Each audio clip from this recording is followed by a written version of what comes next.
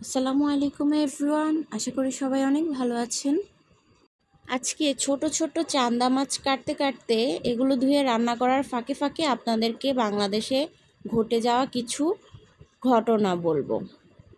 কম বেশি সবাই কিন্তু আমরা এই ঘটনাগুলো জানি।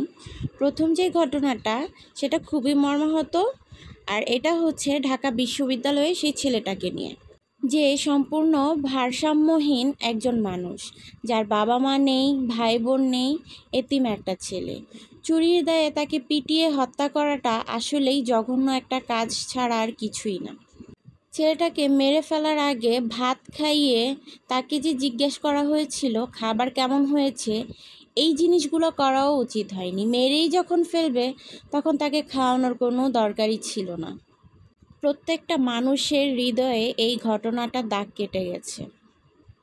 এর পরের যে ঘটনাটা সেটা হলো শুক্রবারে বাইতুল মোকাররম মসজিদে দুই পক্ষের মধ্যে তুমুল মারামারি হয়েছে। পবিত্র একটা দিনে পবিত্র কাজের আগে এবং পবিত্র একটা জায়গায় এরকম একটা ঘটনা কারোরই কাম্য ছিল না। এই ঘটনাটি খুবই লজ্জার এবং খুবই দুঃখের আমাদের জন্য। তারপরের যে ঘটনাটা সেটা সবারই কম বেশি জানা, কিন্তু আসলে এই ঘটনাটা হবে কি হবে না সেটা শিওরলি কেউই বলতে পারছে না। হ্যামস্টার কমবেটের কথা বলছি। এটা আসলেই ২৬ তারিখে কি হবে সেটা শুধুমাত্র ২৬ তারিখেই বলা যাবে। এর পরের যে ঘটনাটা সেটা খুবই হাস্যকর। দুইজন ইনফ্লুয়েন্সারের মধ্যে তারা একটা টক শোতে গিয়েছিল এবং সেখানেই তাদের মধ্যে ঝামেলাটা সৃষ্টি হয়। আর ঝামেলাটা হওয়ার পর থেকে ফেসবুকে দুই পক্ষের মধ্যেই তুমুল আলোচনা হয়ে যাচ্ছে, আর ফেসবুকের মাধ্যমেই তারা একে অপরের গায়ে কাদা ছোড়াছুড়ি করছে। এটা ছিল সবগুলো ঘটনার মধ্যে হাস্যকর একটা ঘটনা।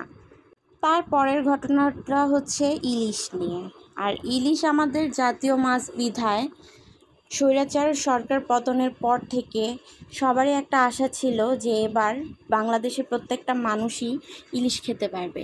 কিন্তু রিসেন্টলি আবারও ঘোষণা করা হয় যে ভারতে ইলিশ রপ্তানি করা হবে। আর এই রপ্তানির কারণেই সবার মধ্যে আবারও ক্ষোভ দেখা দিল এবং উপদেষ্টাদেরকে নিয়ে অনেক ধরনের মন্তব্য শুরু হয়েছে যে বাংলাদেশের মানুষ না খেয়ে কেন ভারতের মানুষ আমাদের ইলিশ খাবে।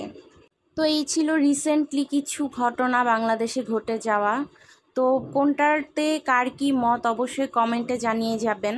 আর আপনাদের সাথে গল্প করতে করতে আমার চান্দা মাছ ভুনাটাও প্রায় হয়ে এসেছে। আমি একদম শুকনো করে ভুনা করে নিয়েছি, আর এটা খেতে দুর্দান্ত মজা হয়েছিল। ধন্যবাদ এতক্ষণ ভিডিওটি দেখার জন্য। ভিডিওটি ভালো লাগলে লাইক, শেয়ার, কমেন্ট করবেন। আল্লাহ হাফেজ।